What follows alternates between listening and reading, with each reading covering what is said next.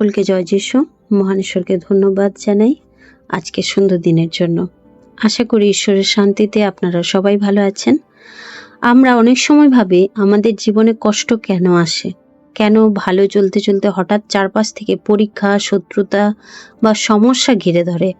আজ আমরা বাইবেলের এমন এক অদ্ভুত সত্য দেখব যা আপনাকে শেখাবে যে শত্রুর দেওয়া আঘাত কিভাবে ঈশ্বরের আশীর্বাদে এবং রাজ্য বিস্তারে পরিণত হতে পারে। আসুন আমরা সরাসরি চলে যাই যাত্রা পুস্তক 1 অধ্যায় 12 পদ এবং তার সাথে আমরা মিলিয়ে দেখব নতুন নিয়মের প্রেরিত পুস্তক 8 অধ্যায় 4 পদ। তার আগে আসুন আমরা প্রকৃতির একটি সুন্দর নিয়মকে দেখি। বিখ্যাত উদ্ভিদ বিজ্ঞানীরা বলেন এক ধরনের বিশেষ গাছ আছে যাকে বলা হয় বাহিয়া গ্রাস।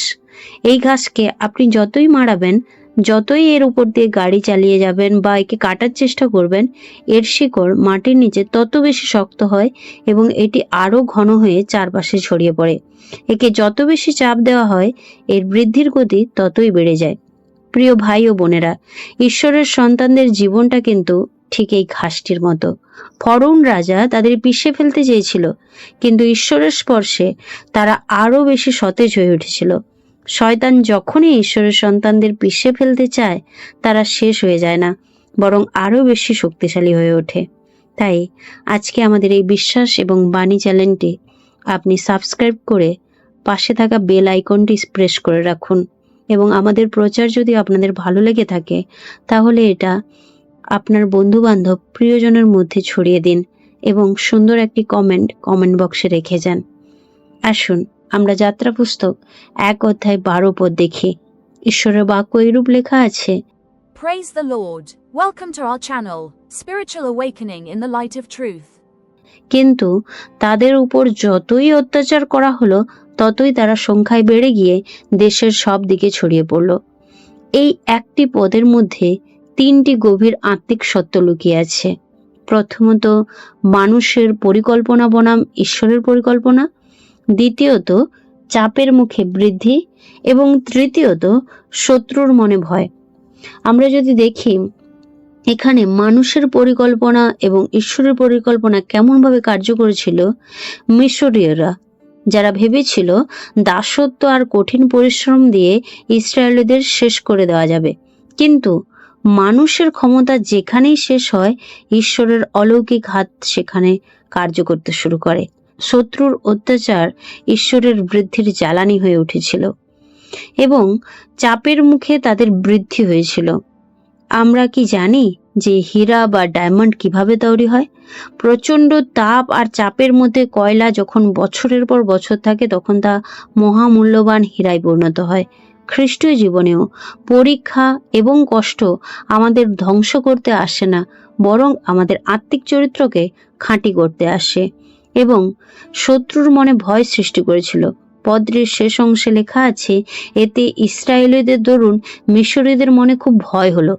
যখন আপনি ঈশ্বরের ওপর ভরসা রেখে কষ্টের মধ্যেও হাসি মুখে দাঁড়িয়ে থাকবেন, তখন আপনার সমস্যা বা আপনার শত্রুরা আপনাকে দেখে ভয় পাবে, কারণ তারা আপনার মধ্যে ঈশ্বরের জীবন্ত উপস্থিতিকে দেখতে পাবে। নতুন নিয়মে যদি আমরা এর সংযোগ দেখি, প্রেরিত পুস্তক 8 অধ্যায় 4 পদের দিকে যদি আমরা তাকাই, আমরা দেখতে পাই যে প্রথম শতাব্দীর মণ্ডলীর সাথেও ঠিক একই ঘটনা ঘটেছিল। ইভেন আমরা আজকের দিনে দাঁড়িয়ে টিল নাও 2026-এ এসেও আমরাও একই ঘটনার সাক্ষী। চারিদিকে চার্চ ভাঙচুর, বিশ্বাসীদের উপর অত্যাচার, তাদের উপর নিপীড়ন, কিন্তু সবাই একসঙ্গে গর্জে উঠছে। তারা কেউ থেমে নেই, বরং সুসমাচার প্রচার আরো জোরালো ভাবে হচ্ছে। আসুন আমরা প্রেরিত পুস্তক 8 অধ্যায় 4 পদ পাঠ করি।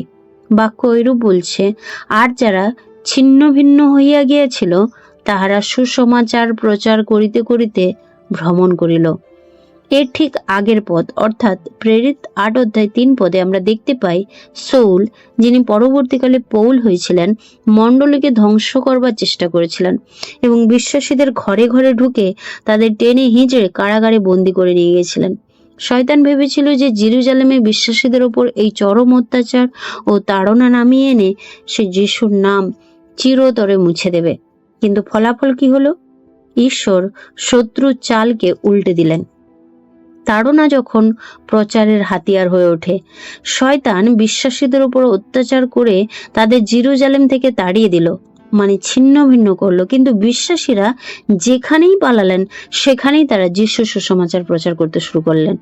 শয়তান চেয়েছিল আগুন নেভাতে, কিন্তু সে জ্বলন্ত কয়লাগুলোকে চারিদিকে ছড়িয়ে দিল, যার ফলে চারপাশে নতুন করে আগুন জ্বলে উঠল।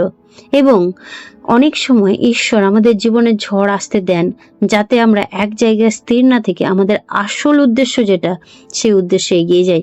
জেরুজালেমের বিশ্বাসীরা হয়তো আরাম করে এক জায়গাতেই বসে থাকতেন, কিন্তু তাড়না যখন এলো তখন ঈশ্বরের আসল কাজ শুরু হলো, অর্থাৎ জগৎময় তারা সুসমাচার ছড়িয়ে দেওয়ার কাজে বাধ্য হলো এবং প্রেরিত পুস্তক 1:8 বাক্য তারা পূর্ণ করলো। আজকে আমি আপনি যেখানেই থাকবো সেখানেই ফল উৎপন্ন হবে। হ্যাঁ, আপনি আর যেখানেই স্থানান্তরিত হন না কেন, হতে পারে আপনার চাকরি চলে গেছে, বদলি হয়ে গেছে, কোনো যন্ত্রণার কারণে আপনাকে জায়গা পরিবর্তন করতে হয়েছে, মনে রাখবেন ঈশ্বর আপনাকে যেখানেই ফেলবেন সেখানেই আপনি সুসমাচারের জীবন্ত বীজ হয়ে অঙ্কুরিত হবেন। ইভেন আমরা যদি পুরাতন নিয়মে আদি পুস্তক 50 অধ্যায় দেখি 20 পদে যোসেফের জীবনাচার, সেখানে যোসেফ তার ভাইদের বলছিলেন, আপনারা আমার ক্ষতি করতে চেয়েছিলেন, কিন্তু ঈশ্বর তা মঙ্গলের জন্য ব্যবহার করলেন। মিশরীয়রা ইসরায়েলদের ক্ষতি করতে চেয়েছিল, শৌল প্রথম শতাব্দীর মণ্ডলীতে ক্ষতি করতে চেয়েছিল, কিন্তু ঈশ্বর দুই ক্ষেত্রেই তা মঙ্গলের জন্য ব্যবহার করলেন। আপনার জীবনেও আজ কেউ ক্ষতি করতে চাইলে আপনি ভয় পাবেন না, ঈশ্বর সেটাকে আশীর্বাদে বদলে দেবেন।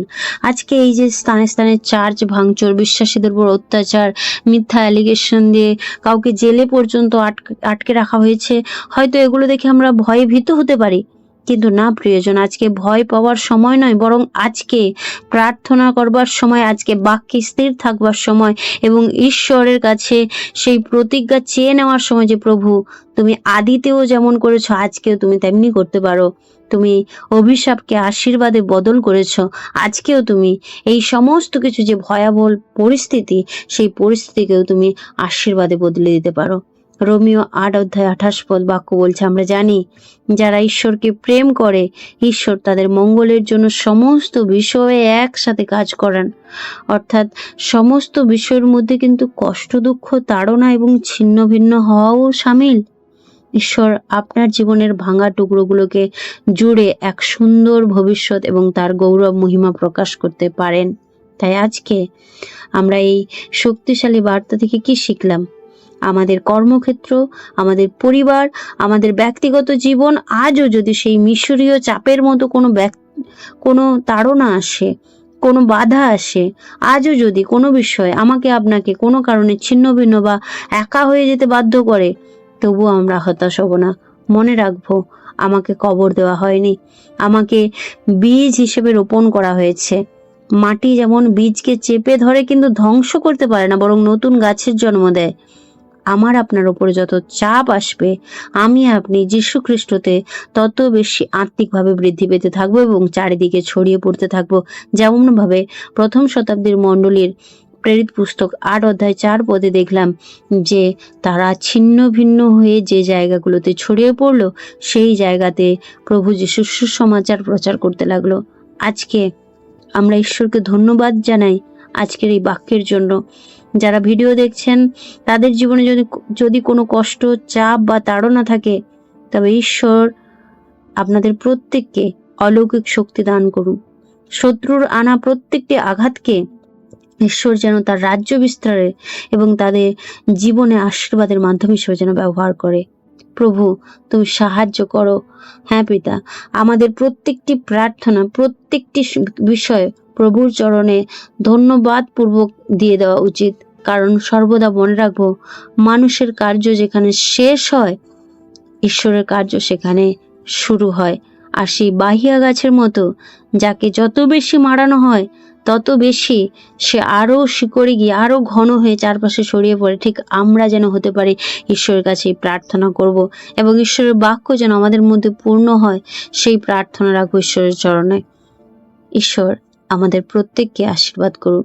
ভিডিওটি ভালো লাগলে আপনারা সাবস্ক্রাইব করে পাশে থাকা বেল আইকনটি প্রেস করে রাখবেন, যাতে আগামী দিনে এই ধরনের ভিডিওগুলো যখন ছাড়া হবে তখন আপনি সবার আগে পেতে পারেন। আমেন। ঈশ্বর আপনাদের প্রত্যেককে তার আপন বাক্যে আশীর্বাদ যুক্ত করুক। হালেলুয়া। জয় যিশু। প্রভুর বাক্য আমাদেরকে শিক্ষা দেয়, যখন আমরা প্রভুর কাছে আসব তখন কেউ যেন আমরা খালি হাতে না আসি। এবং পুরাতন নিয়মে মালাখী পুস্তক বলে যে আমরা নাকি ঠক এবং জোচ্চোর কিসের বিষয়ে? দান এবং দশমাংশের বিষয়ে। কিন্তু নতুন নিয়ম 2 করন্থীয় 9:7 প্রভুর বাক্য বলে, প্রত্যেকজন হৃদয়ে যেরকম সংকল্প করে সেই রকম ভাবে দান করুক, মনের দুঃখের সঙ্গে কিংবা দিতে হবে বলে এইভাবে দান না করুক, কারণ ঈশ্বর হৃষ্টচিত্ত দাতাকে ভালোবাসেন। আপনি যদি ঈশ্বরের রাজ্যের জন্য অল্প বীজ বোনেন তাহলে আপনি অল্প ফসল কাটবেন, কিন্তু আপনি যদি ঈশ্বরের রাজ্যের জন্য অধিক বীজ বোনেন আপনি ঈশ্বরের রাজ্যের বিষয়ে অধিক ফসল কাটবেন। ঈশ্বরের ধন্যবাদ হোক, কারণ লুক পুস্তক আমাদেরকে এইরূপ শিক্ষা দেয়, যদি আমরা দান করি তো আমাদেরকে দেওয়া যায়। আপনার অন্তরাত্মা চায় প্রভুর রাজ্যের বিষয়ে বীজ বোনার জন্য, তাহলে আপনি স্ক্রিনে দেওয়া যে কিউআর কোড রয়েছে সেই কিউআর কোড স্ক্যান করার মাধ্যম দিয়ে, কিংবা অ্যাকাউন্ট ডিটেলস রয়েছে সেই অ্যাকাউন্ট পের মাধ্যম দিয়ে, কিংবা ইউপিআই অ্যাড্রেস রয়েছে এবং ইউপিআই মোবাইল নম্বর রয়েছে, যে কোনো অপশনের মাধ্যম দিয়ে আপনার সুবিধা মতো আপনি ঈশ্বরের রাজ্যের বিষয়ে বীজ বুনতে পারেন। ধন্যবাদ। ঈশ্বর আপনাদের প্রত্যেককে আশীর্বাদ করুক, যীশু খ্রিস্টের নামে।